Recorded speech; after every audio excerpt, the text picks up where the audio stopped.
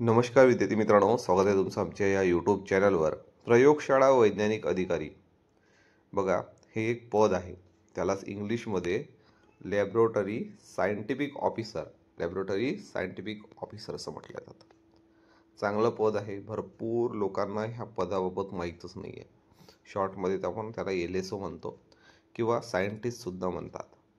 आता हे पोस्टिंग कुठे राहते एक्झॅक्टली, या पदाचं हे पद कसं मिळते? आत्ता 2023-24 जवळपास याच्या 600 ते 700 जागा आल्या. किती जागा आल्या? 600 ते 700 जागा याच्या येऊन गेल्या. ठीक आहे, 700 जागा जवळपास याच्या येऊन गेल्यात आणि मोठ्या प्रमाणात जागा आल्यात. या पदाचं हे पद मिळवण्यासाठी आपलं एज्युकेशन क्वालिफिकेशन काय असणं गरजेचं आहे? या पदाच्या सुरुवातीचा पगार किती असतो? त्यानंतर शिक्षण कोणतं हवं जेणेकरून तुम्ही या पदाच्या जाहिरात आली तर तुम्ही फॉर्म भरू शकणार आहात. LSOची तयारी ही कशी करायची, म्हणजेच तुम्ही स्पर्धा परीक्षेची तयारी कशा प्रकारे करायची? LSO या पदासाठी जे काही नोट्स आहे ते कसे मिळवायचे?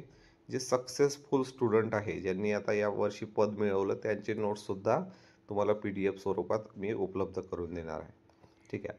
तर बघा, प्रयोगशाळा वैज्ञानिक अधिकारी, तुम्हाला हे पद जर तुम्ही या पदावर लागले तर एक छान अधिकाऱ्याची पोस्टसुद्धा मिळत असते.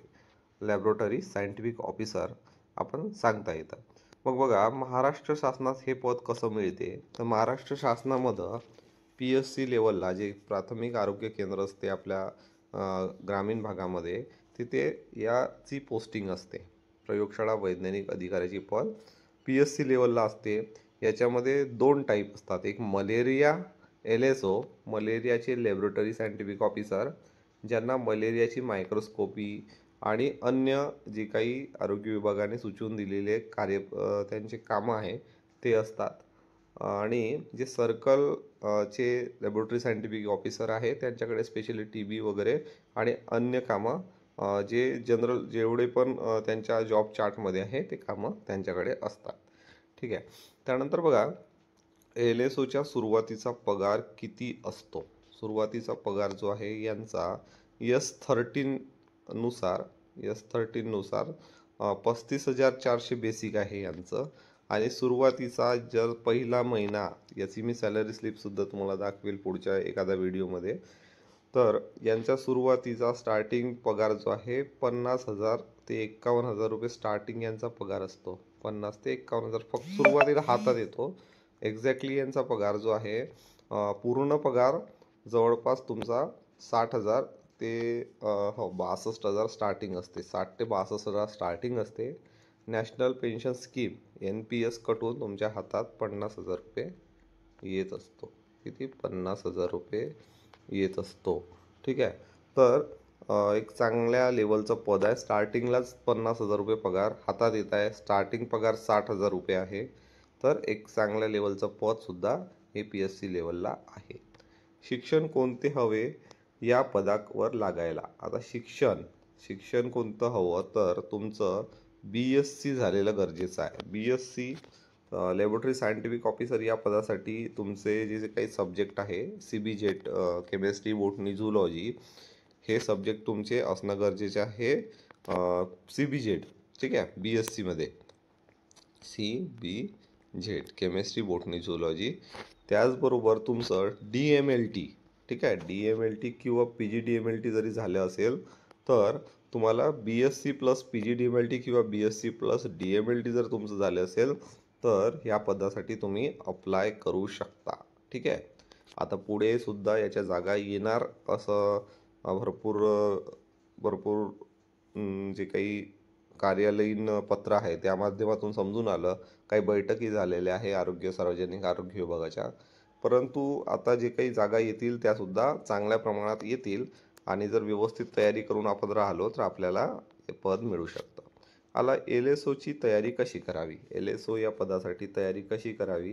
तर जे काही मागच्या भरतीमध्ये यांनी सिलेबस दिलेला होता तुमच्या प्रयोगशाळा वैज्ञानिक अधिकारी या पदासाठी, त्याच्यावर मी एक स्पेशल व्हिडिओ लेक्चर उपलब्ध करून देईल. आणि आपलं याच्यावर एक स्पेशल टेलिग्राम चॅनलसुद्धा मी उपलब्ध करून दिलेलं आहे. टेलिग्राम चॅनलला जॉईन करा त्या टेलिग्राम चॅनलवर फक्त लॅबोरेटरी सायंटिफिक ऑफिसर या पदासाठीच जे काही माहिती राहील ते मिळेल.